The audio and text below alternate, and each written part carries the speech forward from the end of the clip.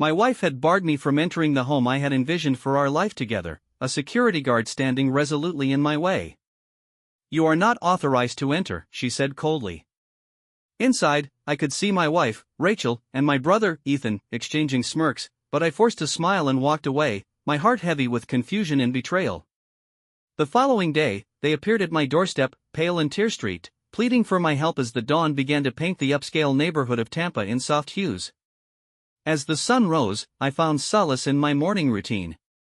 Cameron Hayes jogged lightly through the residential streets, the familiar sight of his home coming into view. Its white walls gleamed in the morning light, the terracotta roof tiles glowing warmly. The bougainvillea in his garden burst forth in vivid pink, basking in the sun's embrace. Other residents of the quiet Davis Islands neighborhood were also beginning their morning rituals, and a sense of contentment washed over him. "I'm so glad we chose this house," he thought, each jog reinforcing his pride in the home he had purchased 3 years ago when his dental practice began to thrive. It was the dream home he had envisioned since graduating from Harvard School of Dental Medicine. After a refreshing post-workout shower, Cameron applied his moisturizer and fastened a sleek watch around his wrist, dressing in a crisp white shirt and slacks. He maintained the pristine appearance that was part of his philosophy as a dentist. As he headed for the front door, he found Rachel on the terrace, sipping coffee and reading the newspaper, dressed in a tailored suit that spoke of her success as a real estate agent. "Good morning, Cam." Up early as usual, she greeted him, her smile bright but her eyes darting around nervously. "Don't you have a big deal today?" "Yes, I'm going to close it today for sure," he replied, but a nagging feeling lingered in the back of his mind. Something felt off about Rachel lately, perhaps it was the stress of her luxury car lease or the bills for her new jewelry. His first patients of the day were an elderly couple coming in for their regular checkup. Cameron had earned their trust through his careful explanations and gentle demeanor. Just as he was about to take his lunch break, Ethan showed up unannounced, dressed in a flashy designer outfit and carrying a messenger bag that seemed far too extravagant for his part-time job. "Bro, I need to talk to you about something," Ethan said, his tone urgent. Cameron sighed, inviting him into the examination room. These visits had become more frequent, always revolving around money. Their relationship had shifted from the carefree days of sharing beers to this tense dynamic.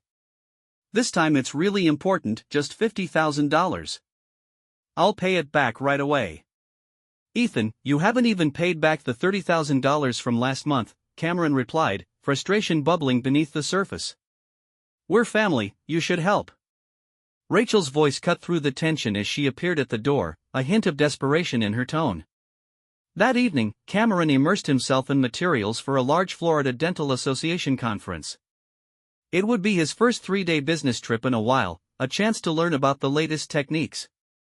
As he packed his suitcase, an inexplicable sense of unease washed over him, but he dismissed it. The house and work would be fine in Rachel and Ethan's hands. On the second day of the conference, an overwhelming sense of dread gripped him. His hands trembled as he checked his phone during a lecture on the latest implant treatments. The content felt distant, as if he were listening from underwater. Even in the air-conditioned room, he felt suffocated, his posture slumping under the weight of his anxiety. "I'm sorry, but I need to leave early today," he told his colleagues, his voice strained. "I'm a bit worried about things at home." As he stepped outside, a warm evening breeze brushed against his skin.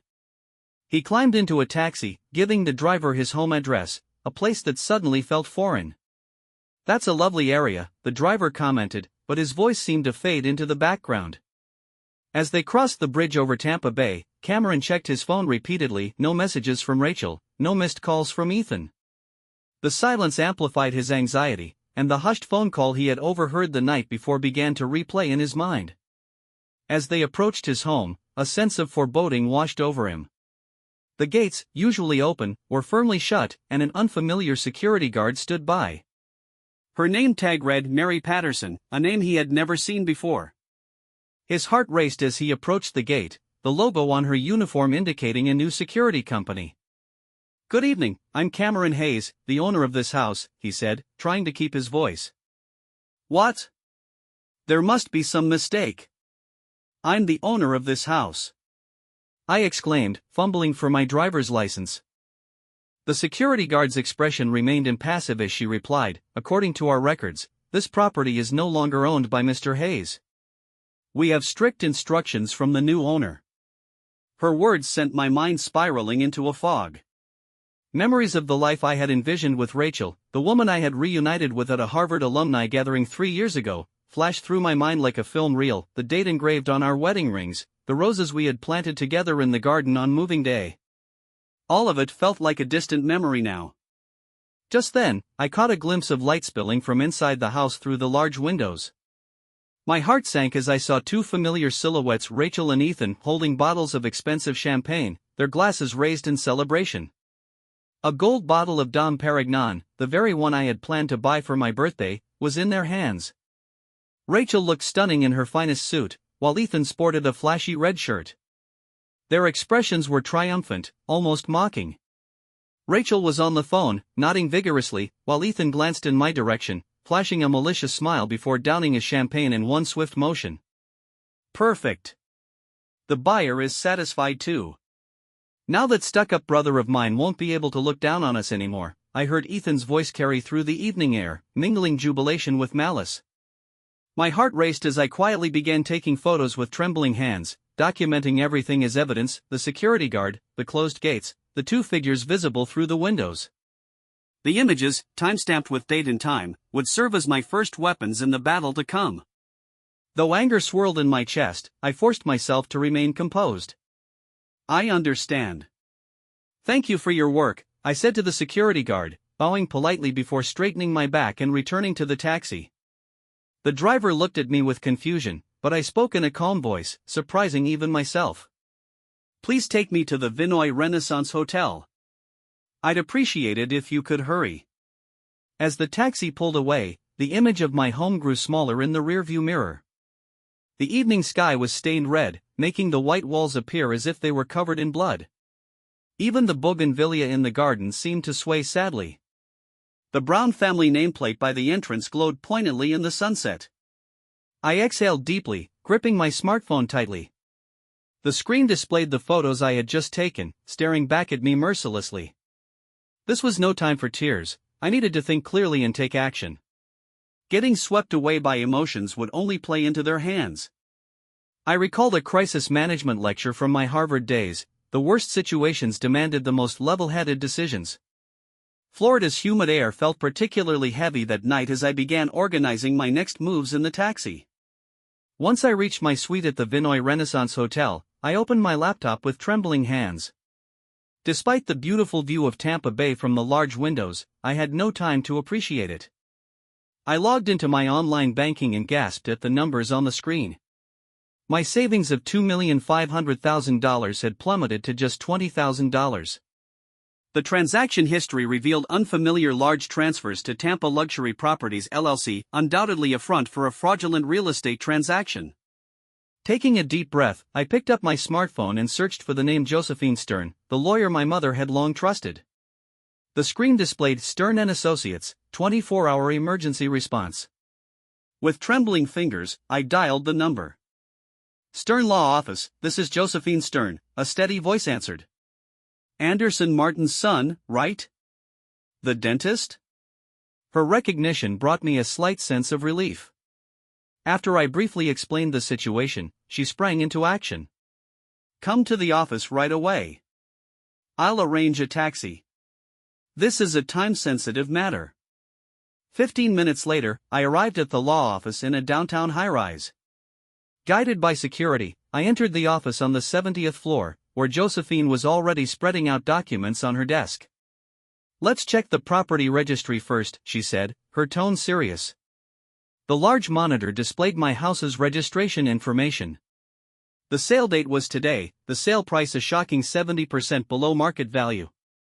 The buyer was Tampa Luxury Properties LLC, and in the seller's signature field was a version of my signature that I had never seen before. "This is clearly forgery," Josephine said, quickly taking notes. "I'll arrange for a handwriting expert.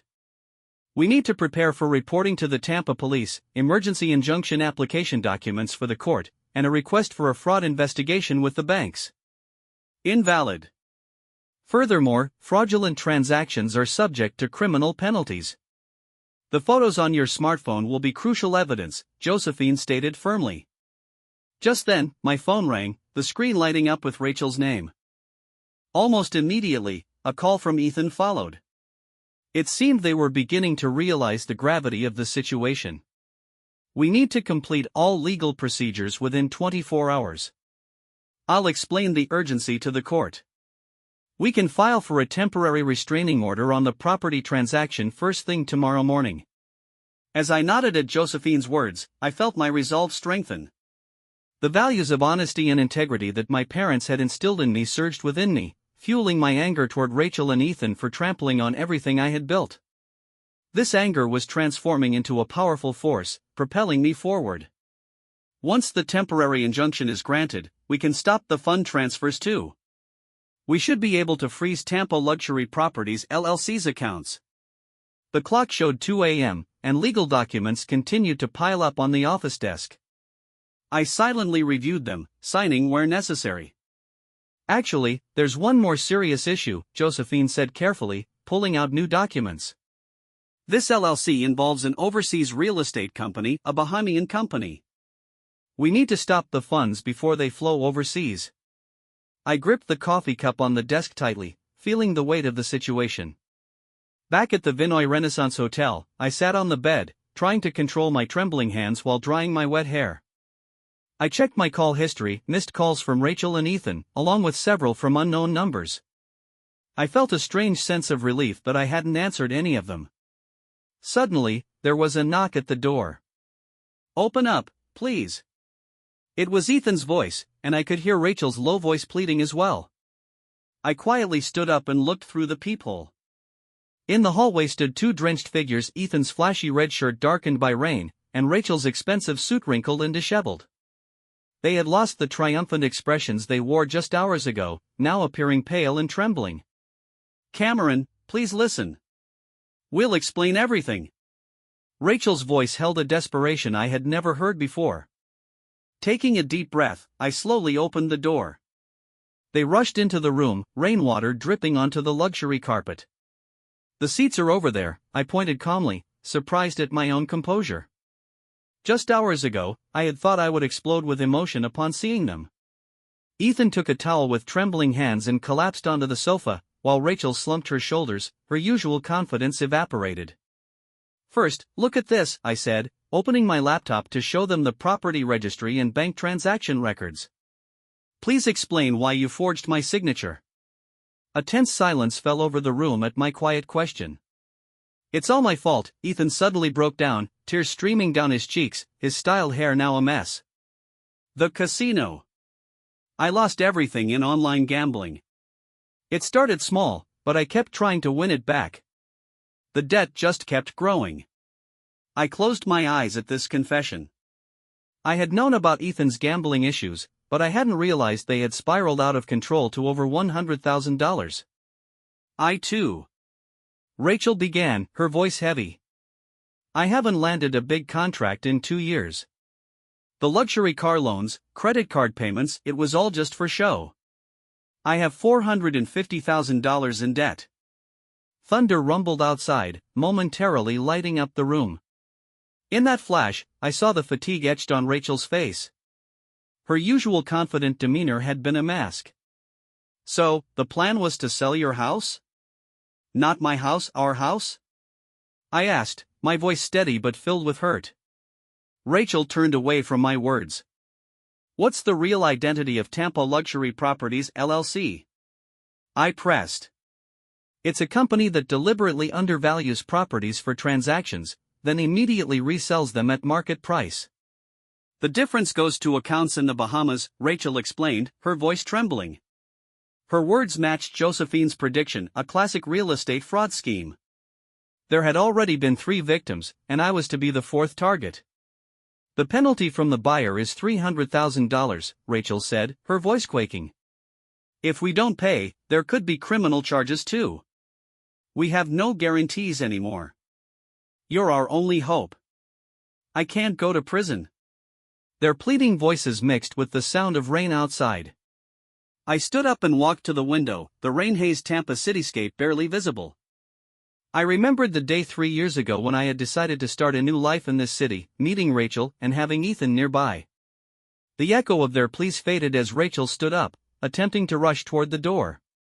But when she opened it, 2 police officers were already standing there. The cold metallic sound of handcuffs snapping shut filled the air. I watched quietly as they led Rachel and Ethan away, their retreating figures disappearing down the hallway. Memories of happier times flooded my mind. Rachel's gentle smile at our wedding, childhood memories of playing with Ethan. Everything felt like a distant dream. Left alone in the room, I slowly sank onto the bed. My smartphone rang again. This time, it was my parents. I knew I would have to tell them the whole truth, but that could wait until morning. Right now, I needed the quiet to sort out my feelings. On the table, a half-finished glass of mineral water sat, and as I looked at it, a tear dropped into the glass.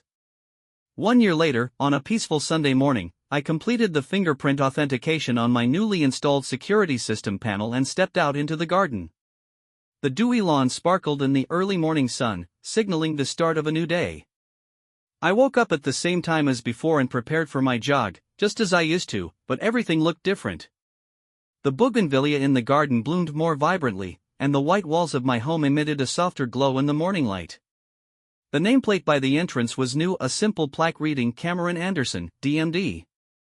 Returning to my maiden name symbolized my determination to reclaim my life. As I ran my usual jogging route, I reflected on the events of the past year. Rachel had received a 5-year prison sentence for real estate fraud, and the fraudulent transactions of Tampa Luxury Properties LLC had been revealed one after another, with total damages exceeding $2 million. Ethan received a suspended sentence, conditional on settlement and participation in a rehabilitation program. He was now receiving treatment for gambling addiction and reportedly helping counsel others with similar problems at a rehabilitation facility in Jacksonville, far from Tampa. "Good morning, Dr. Anderson," an elderly couple from the neighborhood called out during their morning walk. I returned their warm smiles, grateful for the surprising understanding my neighbors had shown after the incident. The Thompsons, in particular, continued to encourage me with homemade cookies every Sunday. Back home, I noticed a letter on the kitchen table. It had arrived yesterday. The sender was Ethan. This was the 3rd letter from my brother. "Dear brother, today I completed the rehabilitation program. The counselor told me your experience can help others. I'm truly grateful that you called the police that day. I had been avoiding facing my own weaknesses, but now I've learned the importance of living honestly, one day at a time. I still have complicated feelings about Rachel, but it seems she too was facing herself in prison. I still don't know how to properly apologize to you, but I want to live looking forward, hoping that someday you'll be able to forgive me. Your beloved brother, Ethan." As I finished reading the letter, the doorbell rang.